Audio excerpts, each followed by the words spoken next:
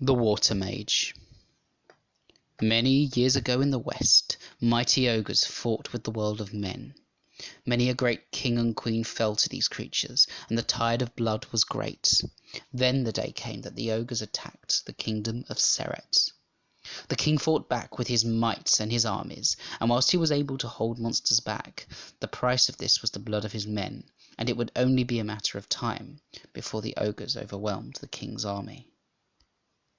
The king decreed that any who could end this war, or fight back with the strength that could hold the ogres off forever, could have half his kingdom. In the far west of Seret lived Henneth the Untroubled. He wore a simple grey robe, old and ragged, and was at large ignored by the people. They would come to him for healing, as his knowledge of herbcraft was great. He provided for himself, and the people who saw him had little, and he asked for nothing in return, though they spared him what they could. He lived in a simple cottage where a river ran on one side. The river was known as the Parnak Glen, which meant Serpent's Eye in the ancient glyphs of Rudan. The river provided so much for him, and in his gratitude he helped keep it clean, and he sang to it. It was on this day that a young thrush flew to Henneth and told him of the king's decree. He gave the thrush some seeds and smiled. Standing on a bridge that stretched over the river, he said, "Did you hear that, my friend? It seems we're at war and our king is desperate. He offers half his kingdom for an answer." For the first time, the river spoke back. Whilst Henneth was somewhat elated, he was not overly surprised, for in time and with trust, bird, beast and plant had spoken to him. It was through this he knew how to heal and to hunt. It was through this he knew the secrets of leaf and root and other philosophies that many would think a commoner could not grasp. For someone who indeed spoke little, he could communicate more than most. The river said, "Dear untroubled one, you have been so kind to me, I am more than happy to show you such kindness in return. You must walk to the boundary of the ogre's camp, and on the hill you will find a standing stone. You must ask the rock to call on me, and I will come."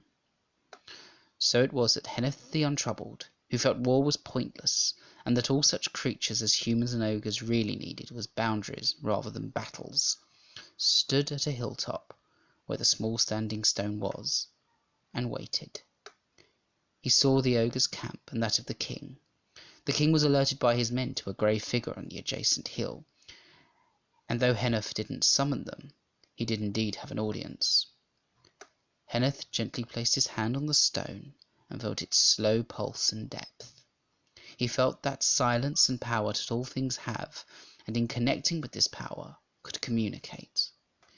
Henneth could sense that the stone had been moved to the hill and had once been part of the river Parnak itself, that had once stretched across the kingdom.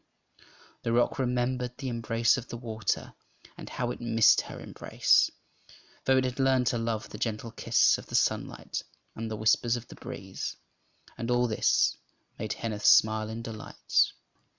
He gently whispered, "Parnak Glen," and the stone felt like it shuddered.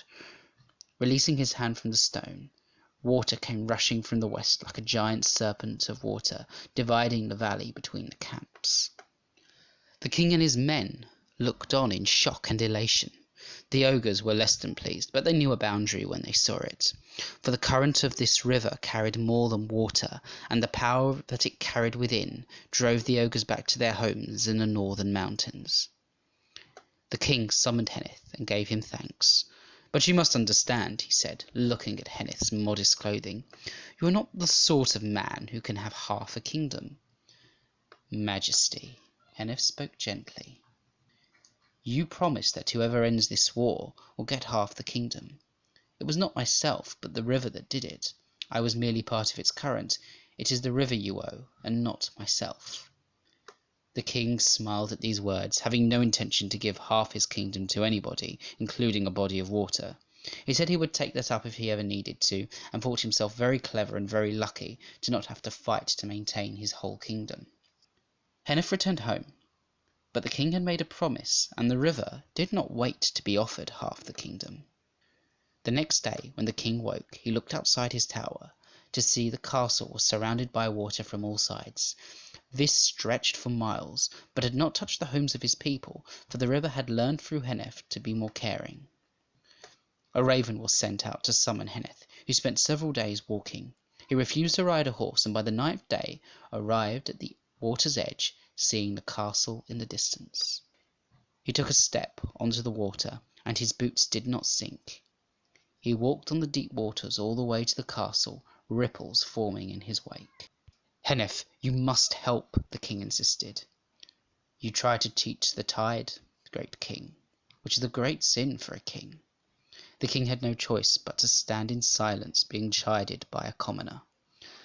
"But I will do what I can do." Smiling, Henneth spoke to the waters. After an hour, the waters shifted and began to twist. They flowed the length of the kingdom, and in time was called the Peneth Shrac, which meant serpent's tail, which started from the Serpent's Eye, Peneth Glen on the west near Henneth's cottage, and spread through the whole kingdom. At the end, Henneth went to the castle courtyard, held his hand over the stone. His hand tensed as he reached into earth, rock, and water. The stones rearranged into a fountain. Stone serpents adorned it, and water flowed from the fountain, so the river would always have a place in the heart of the kingdom. The water was drinkable, and some said years later that if you asked the fountain for healing, the stone serpents would come to life, and if they looked upon you, you would be cured. Henneth stood before the king. "The river was once larger, and was made small and redirected by people. In saving you it has a claim to this land, that it was once its own. You have your kingdom back, and a river that can provide trade, travel, and nourishment. You must be thankful for this blessing, one that shifted the tides of war and blood, and will continue to be a blessing if it is respected. It's all about boundaries, my king." From that day the king grew in humility, and was known to visit Henneth at times for advice, or sit in silence with him, sometimes joining him when he sung to the river.